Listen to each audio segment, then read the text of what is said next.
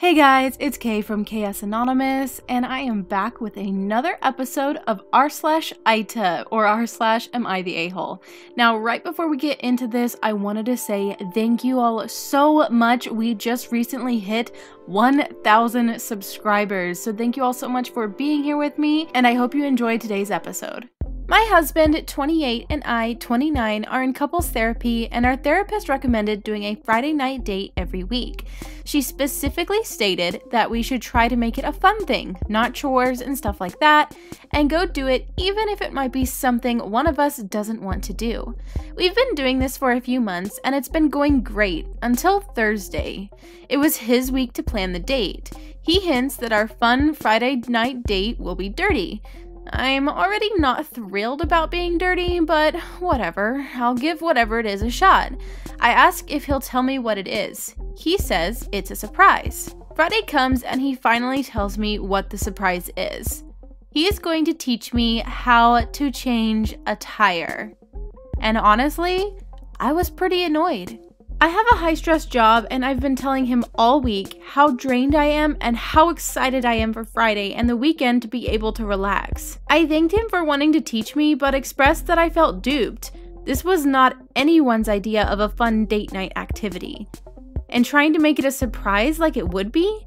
I feel like this is a chore and just one more thing I need to do before I can enjoy my weekend. However, he says I'm being an a-hole because it would have been fun because we'd be together, and 2, because I'm being unappreciative. Am I the a-hole? Edit, my husband is not into cars. Now, this one is especially funny to me, honestly, because my husband and I maybe made a class go learn how to change our tire one time because we're teaching life skills, so. But that is definitely not an ideal date night.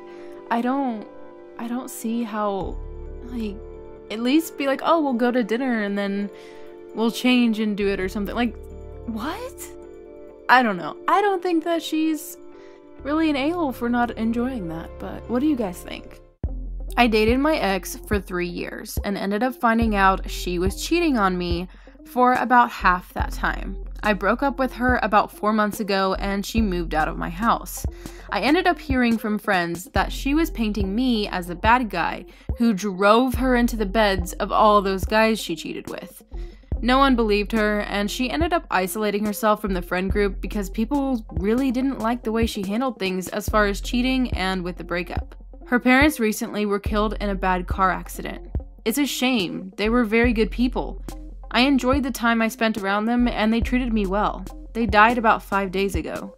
My friends have been telling me over the past few days that she was asking about me and saying she wishes she could be with me and talk to me about the loss and apologize. I don't buy the BS. This isn't about her being sincerely remorseful about anything. This is her wanting to manipulate me into emotionally supporting her through this. Her parents dying sucks, and I'm sure that's awful to deal with, but it is firmly her problem, not mine.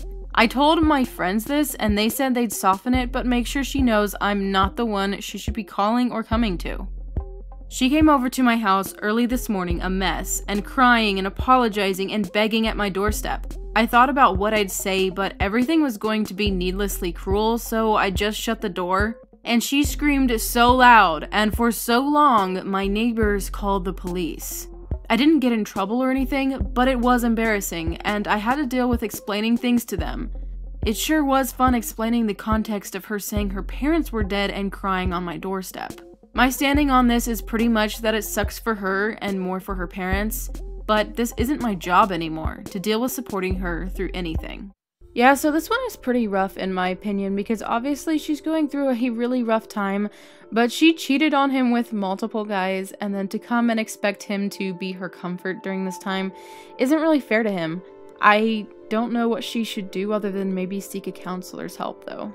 So now this next one is about a girl who is cutting off her brother for him revealing to the world that she doesn't have a vaccine. So here we go. No, I am not an anti-vaxxer. I've had all my vaccines except Gardasil, which I opted out of when the doctor asked at 14 because I was 14 and didn't want to be stuck with a needle.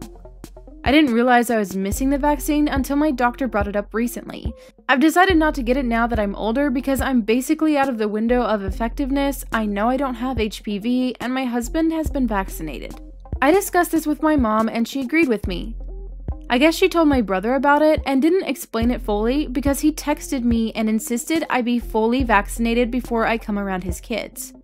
I basically told him that Gardasil won't make any difference in my relationship with his kids because I'm not doing anything with them that would spread HPV even if I had it. He decided after this to make a public Facebook post about his anti-vaxxer sister and how noble he is by protecting his children from me. I asked him to take it down, but he refused unless I got the shots. I got mad because I have done so much to support him and his kids over the last few years. I told him I'm done with him. No more babysitting, no more gifts, no money lending, nothing. My mom told me I'm being too harsh. AmITheA? Yeah, I think that's really on him for not understanding what the Gardasil vaccine is about and that she couldn't possibly spread it to them even if she had HPV. So I don't think it's wrong of her to basically cut him off after he was a complete and total jerk to her, even though she tried to explain the context, but let me know what your thoughts are. So I've known my wife for 9 years. We dated for 5, and we've been married for just under 6 months. She comes from an insanely toxic family. She was emancipated at 16 and to this day refuses to speak to any of her family. They are all addicted to meth and her sister to meth plus anything she can get her hands on. Her sister has 3 kids, ages 9 months female, 6 years male, and 13 years female. My wife began taking care of these children when the first was born when she was only 7 years old because no one else would. For whatever reason, CPS never took the kids away despite near constant monitoring, and the last my wife knew of these kids was 3 years ago when she permanently cut her family off. Her parents always assumed she would adopt any children her sister produced. This actually was the beginning of the rift that led to her cutting her parents off, and they were never shy about it. When we started dating, she was 15, I was 17, I told her that if she adopted those kids, then the relationship wouldn't work out because if I'm having kids, they're going to need to be my own. She agreed and said she had no desire to ever adopt those kids. I just deleted like 5 paragraphs worth of useless details because I'm just ranting.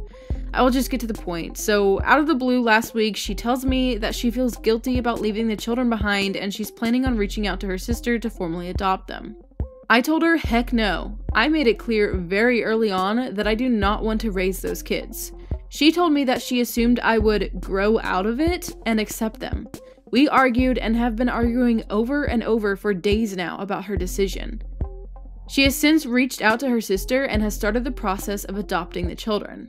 The oldest girl is pregnant, the middle child is a decent kid, and the youngest one only got out of prenatal ICU 5 months ago due to the mother's incessant abuse of drugs during pregnancy.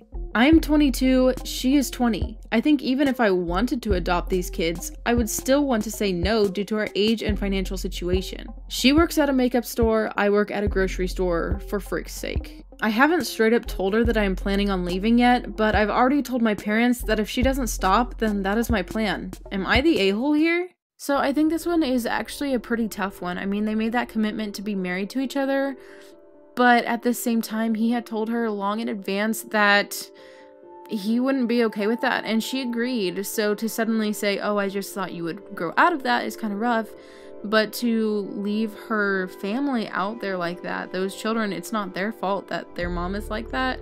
So I can see where this is a really big dilemma. I don't know how to, I don't know on this one. So let me know your thoughts in the comments below. I'm a server in a sports bar / restaurant. Now, when I come up to a table of mine that recently closed out, if I notice they left something behind on the table like their sunglasses or their wallet, I always check the tip first before deciding what to do. If they tip under 15%, even if I see you in the parking lot, I will take your item to the manager's office. Under 20%, if I see you in the parking lot, you will get your item. If I don't see you, I'll at least go outside in the parking lot to see if I see you. Over 20%, if I see you in the parking lot, you will get your item. If I don't see you, I will try to find you, and if I see you, I'll run over. Does this make me an a-hole? Edit. Since it is being downvoted, to clarify, company policy is that items left behind are returned to the manager's office or the lost and found. Honestly, this sounds almost like a systemized version of petty revenge. Yeah, I think it kind of does make you an a-hole if you're gonna look at the tip percentage to decide whether or not you're gonna return someone's item to them if they're still there.